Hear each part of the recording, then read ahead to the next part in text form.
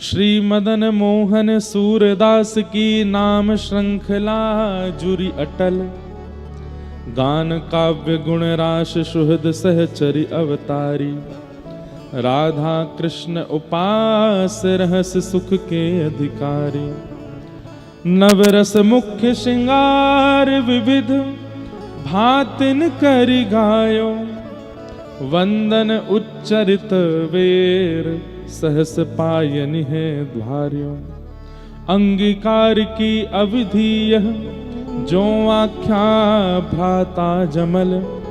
मदन मोहन सूरदास की नाम श्रृंखला जुरी अटल।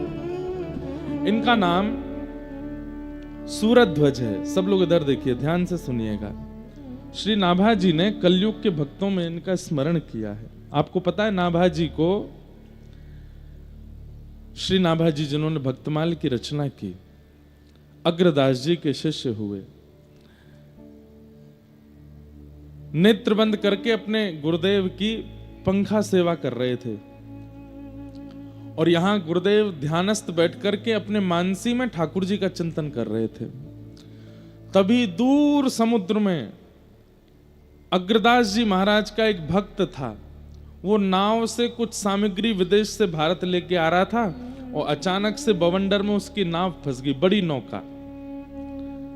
जैसे ही नौका नाव के बवंडर में फंसी, जल के बवंडर में, तो जो नौका का मुख्य कैप्टन था उसने कहा, बोले भैया अब हम सब लोगों की प्राण नहीं बचेंगे, अब हम लोग बचने से हम बच ही नहीं सकते। इतना भयानक बवंडर आया है सामने समुद्र में, कोई नहीं बचा सकता।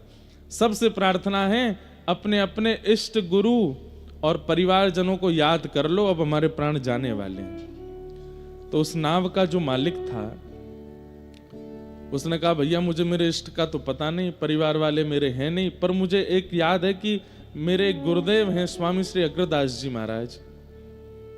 बोले उन्हीं का ही स्मरण कर लो। अग्रदास जी का जैसे स्मरण किया, हे गुरुदेव भगवान, इस जन्म में तो आपका साक्षात्कार ज्यादा नहीं हुआ, आपकी दीक्षा मिली, 2-4 बार आपके दर्शन हुए, अब मैं अपने प्राण त्याग रहा हूं। गुरुदेव कृपा करना, ठाकुर जी मुझे सद्गति प्रदान करें। दूर सात समुद्र में अग्रदास जी का शिष्य उनको याद कर रहा था और यहां अग्रदास जी मानसी में श्री सिया जी की, राघव जी की मधुर लीला का चिंतन कर रहे थे। दूर खड़े नाभाजी पंखा जल रहे थे। नाभाजी नेत्र बंद करके अग्रदास जी के मन में देख रहे हैं कि ये सिया जी और राघव जी की कैसी लीला कर रहे हैं। मेरे मन में क्या चल रहा है कोई नहीं देख सकता, लेकिन नाभाजी की भक्ति देखो अपने गुरुदेव के प्रति, वो उनके चित्त में देख रहे हैं कि कैसी लीला कर रहे हैं। तभी नाभाजी को अनुभव होता है, ये चिल्ला कौन रहा है, ये गुरुदेव को कौन पुकार रहा है। गुरुदेव सिया जी की, राघव जी की मधुर लीला में हैं, ये पीछे से किसकी आवाज आ रही है। तभी नाभाजी देखते हैं, अरे गुरुदेव का शिष्य मतलब मेरा गुरु भाई कहीं समुद्र में फंस गया है, वही गुरुदेव को याद कर रहा है। तो पंखा जलते जलते गुरुदेव से पंखा हटा करके उस दिशा में पंखा जलने लगे जिस दिशा से, मतलब कम से कम 5-6 हजार किलोमीटर दूर समुद्र के भीतर से कोई शिष्य पुकार रहा था, उस तरफ पंखा जलने लगे। और श्री नाभाजी के पंखे के बेग से, उस बीजना के बेग से वो नाव बवंडर से बाहर निकल गई और उनकी रक्षा हो गई।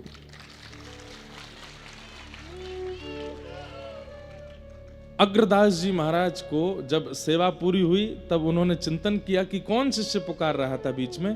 तब जाके देखा तो वो एक शिष्य रो रहा था, उसकी नाव फंस गई थी। अचानक वो नाव उस बवंडर से बाहर निकल गई। कैसे? तब जब इसके भीतर झांक करके देखा तो उनको पता चला, अरे मैं तो सिद्ध हूं, ये मेरा भक्त तो मुझसे भी ज्यादा सिद्ध है। ये नाभाजी यहां खड़े खड़े पंखा जला करके उसको निकाल दिया वहां से। ए नाभाजी, ये योग्यता तुम में कैसे आई? गुरुदेव सब आपकी कृपा है। तो बोले इस योग्यता का फिर लाभ लो। क्या? हरि का यश तो बहुतों ने गाया, हरि भक्तों का यश गाओ। तुम्हारे चित्त में एक योग्यता है कि तुम नेत्र बंद करके किसी का भी दर्शन कर सकते हो, तो जाओ अपने भूतकाल में, और भूतकाल में जितने भक्त पृथ्वी पर हुए उन भक्तों का यश लिखो। गुरुदेव कैसी कृपा, ये कितनी बड़ी आज्ञा आपने दी। बोले मैं बैठा हूं, तुम लिखो। तब श्री नाभाजी ने भक्तमाल की रचना की और उसमें भक्तों के यश गाए। तो सतयुग के भक्त वहां से प्रारंभ किया, सतयुग के भक्त, त्रेता के भक्त, द्वापर के भक्त, कहां तक हैं कलयुग के भक्तों का वर्णन किया। लेकिन इन्हीं भक्तों के चरित्र में जैसे ही वे वृंदावन के भक्तों का चरित्र लिखने का मन उनका बना, चित्रकूट के भक्त लिखे, अयोध्या जी के भक्त लिखे, भारत के अनेक जगह के भक्तों का वर्णन किया, लेकिन तभी नाभाजी का मन हुआ कि अब मैं वृंदावन के भक्तों का यश लिखूं। तो वृंदावन के भक्तों में सबसे पहले श्री हितरवंश महाप्रभु।